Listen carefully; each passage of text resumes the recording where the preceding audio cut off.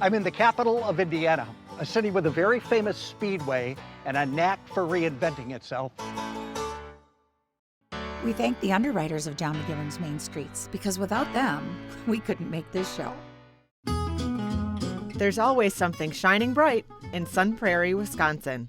My father taught me that to make great bakery, you have to do it the right way. O&H Danish Bakery, where kringle traditions begin.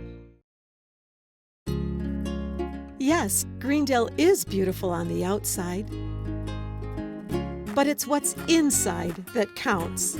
Who doesn't love opening a door to beautiful treasures? Whether you're a collector,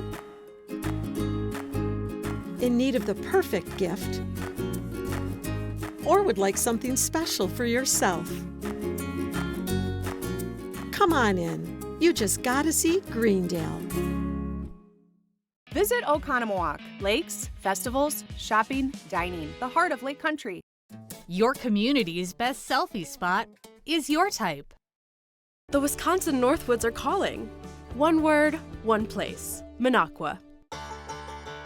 John McGivern's Main Streets is grateful for additional financial support from Horicon Bank, the natural choice. West Bend Insurance Company, the silver lining. Our nonprofit, the Friends of Main Streets. And from the Friends of PBS Wisconsin. Thanks, underwriters. 'Cause these are main streets. Something about a hometown speaks to me. There's nowhere else I'd rather be. The heart and soul of communities right here on these main streets. Indianapolis is the capital of Indiana and its largest city. In fact, Indianapolis is one of the largest cities in the entire Midwest, with a population of 887,000 people. Indianapolis, smack dab in the middle of the state, where three freeways meet. In this episode, we are going to focus on the east side, Massachusetts Avenue, or as locals call it, Mass Ave.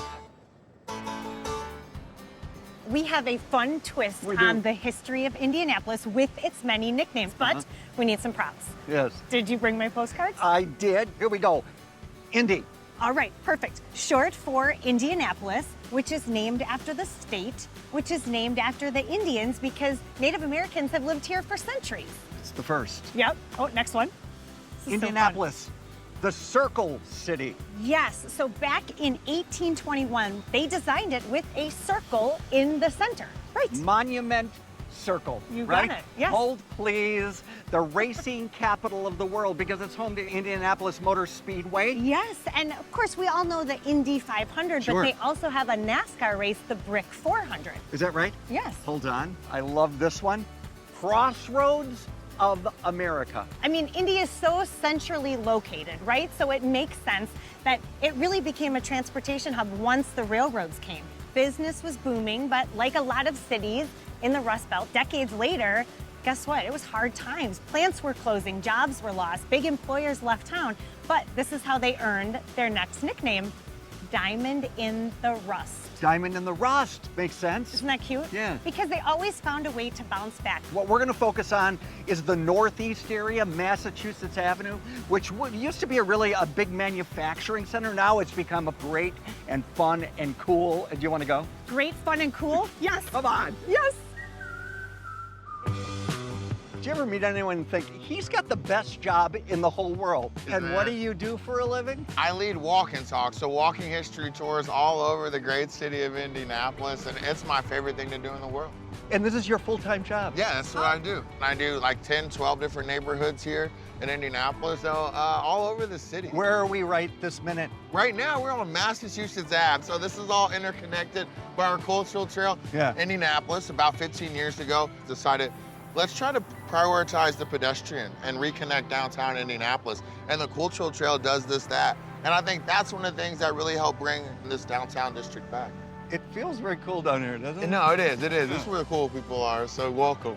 Can we talk about her? Yeah. Who is that? We talk about Ann Dancing. She's been on the cultural trail for almost 20 years now. Ann Dancing is dancing at 4 different paces all around. It depends where you catch it, John, it really does. Now you're scaring me. Most of these original buildings? Yes, you can tell from looking at which ones are a little bit newer. Indianapolis is really proud of what we've created down here. Okay, all these neighborhoods were walkable, and we're starting to realize the value in that, the connectivity in that, and we're starting to create more and more of these walkable neighborhoods. History connects us in Indianapolis, and so I love what I'm learning. And it's important to talk about that history because that history led to what's today. What is this?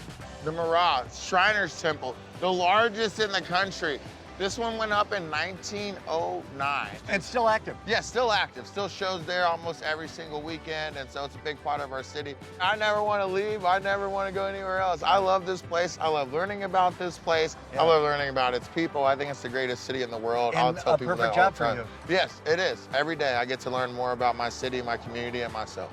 You're terrific. Thank you, man. Thank you.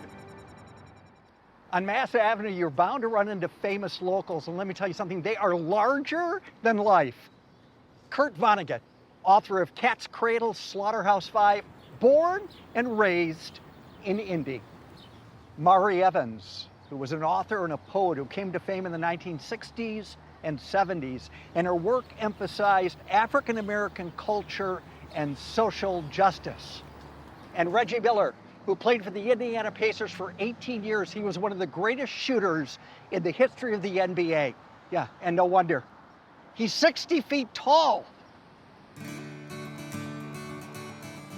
We're at a company called Volumod, and it's a great story. Modular home refers to exactly what?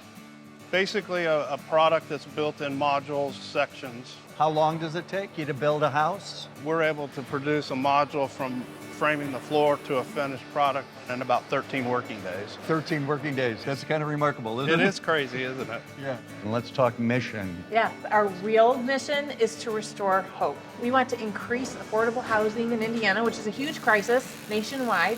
So Fred, they wanted me to talk to you because they think you know what you're doing. Isn't that good? Well, that's good. I'm fair for a square. What do you do here? I do the electrical, I do the panels, I do the switches, the receptacles. Let's also talk mission of workforce. We believe in the power of transformation. Really, our pride and joy is our second chance program. That includes people that have been incarcerated, that includes people that are recovering from addiction, and it also includes veterans. If you've got a record, you can't find a place to live, you can't find a job, and so a lot of times that leads them right back to where they're at. They interviewed me for this job while I was in prison. While you were in prison? Yes. Yeah. And so actually when I came out, I came home to a job. We have wraparound services, so we offer like counseling and coaching. And we say like, well, what do you need coming out of incarceration? When you get ready to find yourself in a position to get out of prison, you gotta have a plan and you gotta have a support group. A support system. Yeah, you gotta have support. We're unashamedly a Christian-based organization. We feel like it's our duty to give back to the community. We've got some phenomenal success stories. Volumod was really their last chance. Coming from where I come from, you learn to have an appreciation for a company like this who's willing to take a chance, and I value that.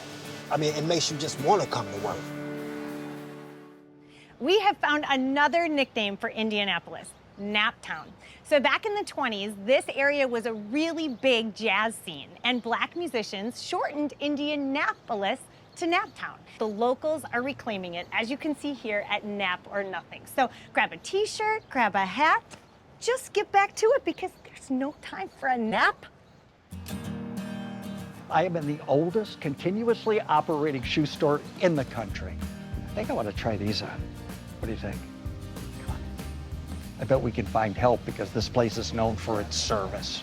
You've been in this location for how long, this shoe store? Since 1886. Say it one more time. 1886, it's unbelievable. We opened in this location, we've never moved, never closed, and we are still here. Congratulations. Thank you. Yeah, why is this such a great place to shop for shoes? We kind of cater to everyone. Just so many widths and sizes and styles, and being measured and fitted is really important. Has the art of measuring changed? No. No. It's still, is it that same? It's the Brannick device. It hasn't changed. Okay, if you could put your right foot on there, all the way to the back, and stand up for me real straight and tall. So is this the one that you were admiring? Oh, how'd you know? Lucky guess, I guess. Are my feet the same size? They actually were really close to each other, yeah. They're kind of perfect with my outfit. They feel really good too. They look nice, John. Thank you. This is a 22 wide. Oh. And this was a prototype for Shaquille O'Neal when he was first in the NBA. I feel tiny. Customer-wise, do you have generations of people who are like, this is where I shop? Absolutely. Yeah. A lot of people still remember the baskets. The basket? Yes. And how's it work? I've made the sale. So you've given me your cash. Okay. I'm giving you a token that matches this. We're putting the cash in here.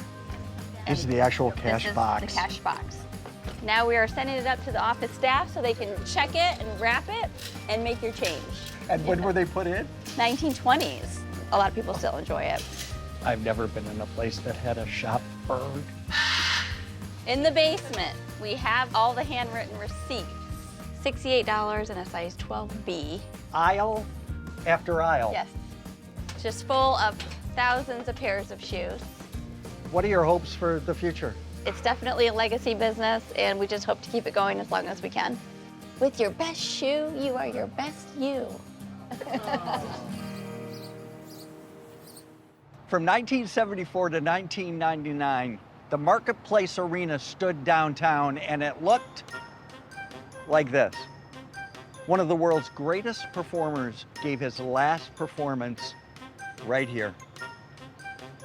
Who was he? No one knew it at the time, but Indy was the last chance to see the king, Elvis Presley. He performed here on June 26, 1977, but died less than 2 months later. So right behind me was where the Market Square Arena used to be. It is now a Whole Foods. So I'm gonna go inside and I'm gonna get a peanut butter and banana sandwich, which was Elvis's favorite. Okay, what is this missing? No, not me. I. Get it? We're in the lobby of this beautiful hotel called Bottleworks Hotel. We're definitely in a 1931 Coca-Cola bottling plant. Yeah. It's written on the exterior of the building. And it was the largest one in the U.S. in like late 1940s? In the late 1940s, early 50s, and at one point they were bottling, I believe, somewhere upwards of 2 million bottles. And how long was Coke here? Up through the early 60s. They then sold it, and Indianapolis Public School System owned this property up until 2017. The vision to turn it into what it is. In any of these sorts of situations, there's two roads, right? Like you either tear it down or you honor what's here. And they've done a great job, I think, of kind of doing both. They're craftsmen, the folks who helped bring this back to life. How long have you been doing this? I've been here at Bottleworks since we opened in 2020, and I've been the general manager now for a little over 2 years. Good job. Thank you. This is gorgeous. Isn't it? Yeah, it's stunning. Again, it's all been here since 1931. How many rooms do you have? We have 139 rooms, and 84 of those are on the original second floor, and then we have another 55 on the third floor. The doors? This is where we give a little bit of respect to the Coca-Cola name on these, yeah. This is automobile paint. If we ever fix or work on these, we send them to a body shop.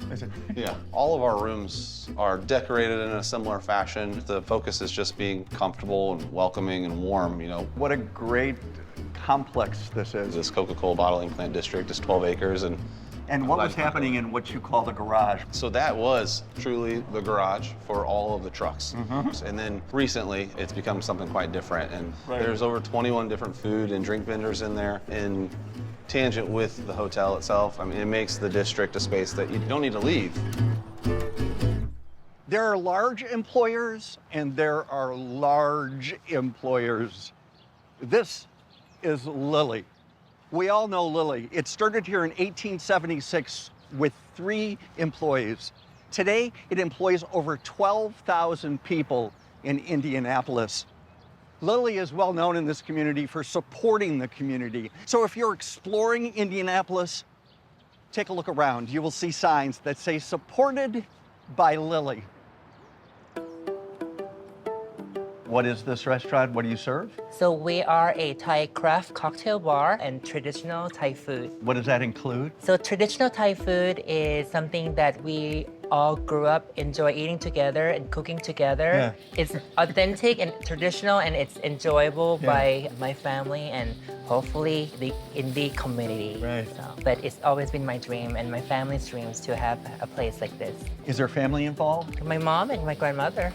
My mom cooks in the kitchen every day. She cook a lot of the same thing that my grandmother cooked. So our menu pretty much focus on, traditional. Your grandma's stuff. Recipe. Your room is beautiful. This is a beautiful restaurant. We have a really nice indoor dining and also a very nice outdoor dining as well. How did you make your way to Indianapolis? How did this become home? I was here since 1999, moved to the U.S. with my mom, and then I've been here ever since. Yeah. So this is my home. This is my home now. Yeah. Craft cocktails? Yes. So when somebody calls it a craft drink, how is that different than any other drink?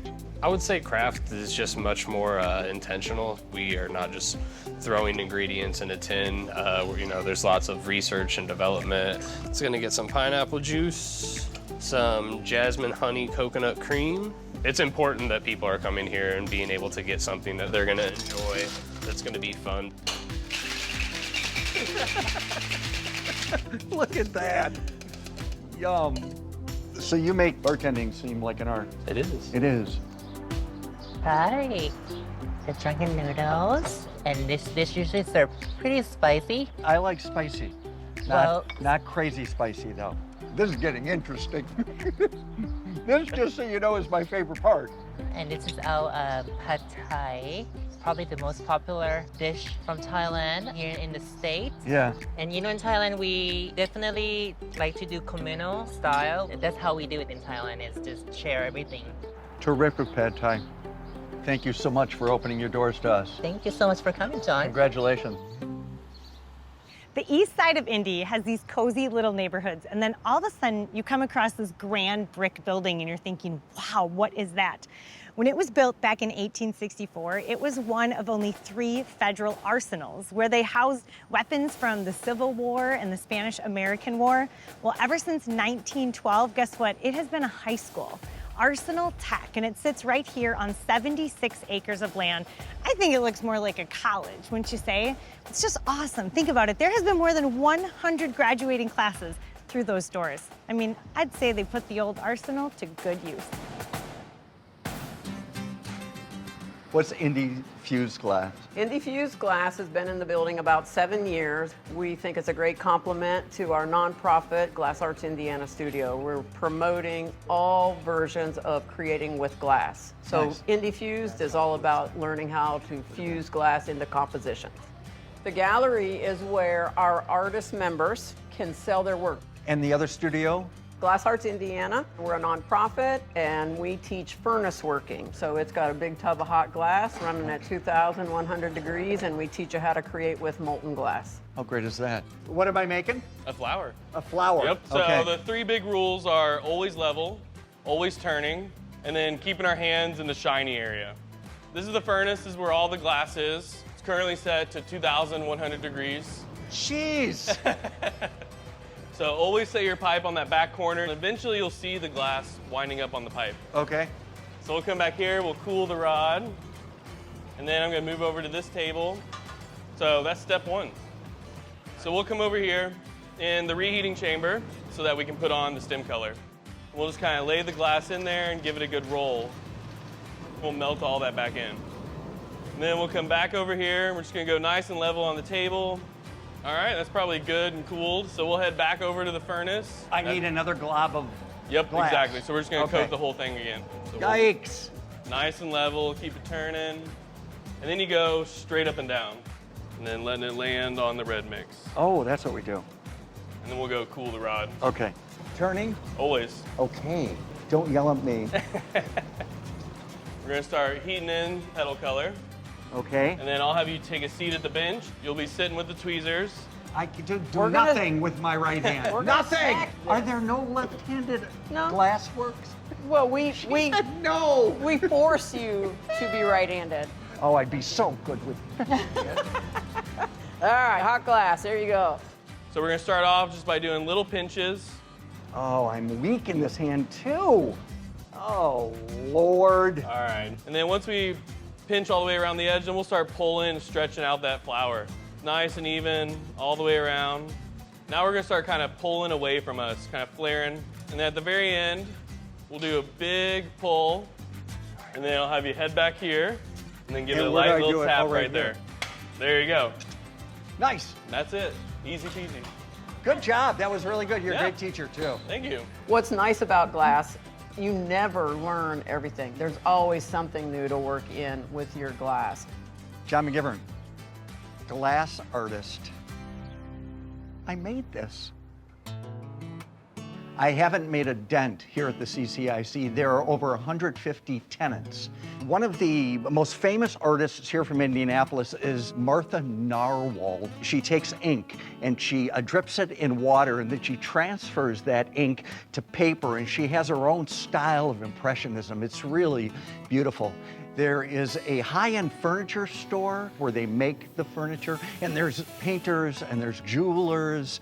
And you've got to visit the second floor. That's where they have a gallery that changes the exhibits all the time. And a lot of businesses have their offices here, like the 500 Festival. They organize the community to celebrate the Indy 500. So there's only 140 businesses to go. Indiana honors veterans at Monument Circle, as well as right here at the Indiana World War Memorial, as well as other places around town. In fact, Washington, D.C. is the only city that has more memorials to veterans. Indianapolis and Washington, D.C. also have something else in common. What is that? Engineer Alexander Ralston designed the layouts for both Indy and DC, and the similarities are right here on the streets. So Indy has angled main avenues, just like DC, and then in both places, they named a lot of their streets after states. So Delaware, Ohio, New York. I haven't seen a Wisconsin yet, but of course, they have Massachusetts. You know, there is so much that's new on Mass Ave, which is why it makes buildings like this so special. This is the Athenaeum. Yeah, talk about historic. This place is gorgeous. Absolutely stunning. It was established by the Turners in 1894, not like a Mr. and Mrs. Turner. No. The Turners. We know the Turners because there's Turner Hall in our hometown of Milwaukee, Wisconsin. It was a movement started by German immigrants. They were all about promoting balance. Their mantra was a sound mind in a sound body, which I love that. Yeah. And they were actually gymnasts. That's how they got their name. They were flipping and turning. Sound mind, sound body. Sound body sounds like exercise to me. Yes, So why don't you take that part? I'm going to take the sound mind because you know me. You are of sound mind. Now, this side of the building was all about physical fitness, and the Turners stayed fit with things like pommel horse, bowling, gymnastics, and fencing, and these were their weights. Let me tell you, I don't know how they stayed fit because there's nothing to these guys. It's important to exercise the mind as well. So this place was all about free thinking. There were lectures and debates and presentations. Today, local groups use this for shows, and they use it for art exhibits. Talk about a beer garden. How great is this place? I love this place. And you know, this place is usually just packed out. Why is it not? Why? Because it's 9 a.m. That's why. Maybe just a touch too early to Maybe drink. alone. So we're in the basement. This is the Rathskeller. It is the oldest continually operated restaurant in Indianapolis. Look how beautiful. Emmy, come here. Yeah. Look at this. This is the Stammtisch. What is a This- Stammtisch? Original. Been here 125 years, this table. Stammtisch is loosely translated to the regulars table. They come here. They get the special table. That is a kielbasa, bratwurst. We know our bratwurst. Mm-hmm. That is a bockwurst. And that's a knockwurst. Knockwurst? And that is what people come here for. That mustard right there, it's the spiciest mustard. People love it. You're gonna have the knockwurst. I am. I'm gonna have the bockwurst. Are you gonna do the I'm spicy? doing the spicy. Okay, hold. Okay, ready? 1, Cheers. 2, 3, cheers.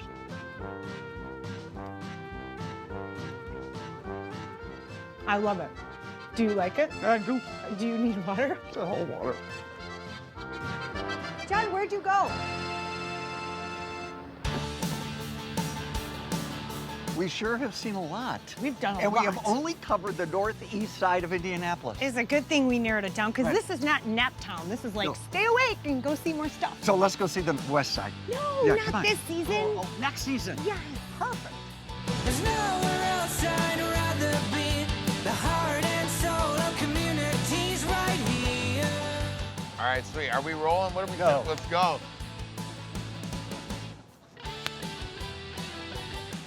Kick, turn, a stomp, stomp.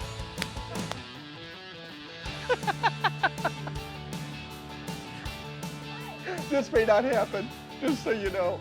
Okay, ready?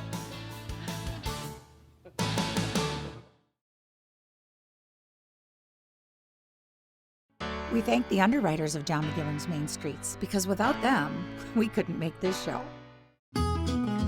There's always something shining bright in Sun Prairie, Wisconsin. My father taught me that to make great bakery, you have to do it the right way. O&H Danish Bakery, where kringle traditions begin. Yes, Greendale is beautiful on the outside, but it's what's inside that counts. Who doesn't love opening a door to beautiful treasures? Whether you're a collector, in need of the perfect gift, or would like something special for yourself. Come on in. You just gotta see Greendale. Visit Oconomowoc. Lakes, festivals, shopping, dining. The heart of Lake Country. Your community's best selfie spot is your type. The Wisconsin Northwoods are calling. One word, one place. Minocqua. John McGivern's Main Streets is grateful for additional financial support from Horicon Bank, the natural choice. West Bend Insurance Company, the silver lining. Our nonprofit, the Friends of Main Streets. And from the Friends of PBS Wisconsin. Thanks, underwriters. Sway those hips. Yeah, you got it down. I like it. See?